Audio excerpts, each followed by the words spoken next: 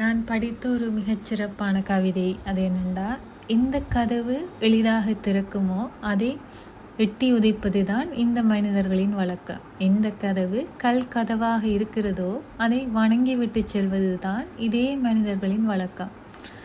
நீங்கள் உங்களுடைய அகத்தை விடுதலையை எவர் வேண்டுமானாலும் எட்டி உதைக்கும் கல்லாக வைத்திருக்கும் வரை எல்லோரும் கல் வீசுவார்கள், எட்டி உதைப்பார்கள். நீங்கள் உங்களுடைய அகத்தை காண்பதற்கு அறிய கல் கதவாக மாற்றிக்கொண்டால் உங்களின் சுயம் பாதுகாப்பாக இருக்கும். இந்த கவிதை ஒரு ஆழமான கருத்து சொல்லுது. என்னென்னா, மனிதர்கள் எப்போதுமே பலவீனமாக தெரியும் விஷயத்தை தாழ்வாக அணுகுவாங்க. அதாவது நீங்கள் ஒரு மதிப்புமிக்க இடத்துல இல்லாட்டி, உடல் ரீதியாக மன ரீதியாக பலவீனமான ஆளாக இருந்தால் உங்களை மனிதர்கள் மதிக்க மாட்டாங்க.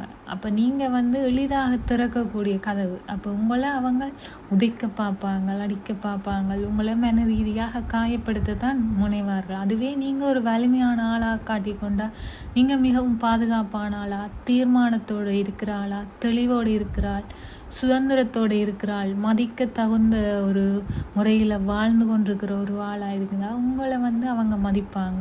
நீங்கள் வலிமையானால், பாதுகாப்பானால், தெளிவோடு இருக்கிறாள், உங்களை அவர் எளிய கதவாக அணுகாமல் உங்களை வணங்கி விட்டு செல்கிற, உங்களுக்கு ஒரு மரியாதை கொடுக்குற ஒரு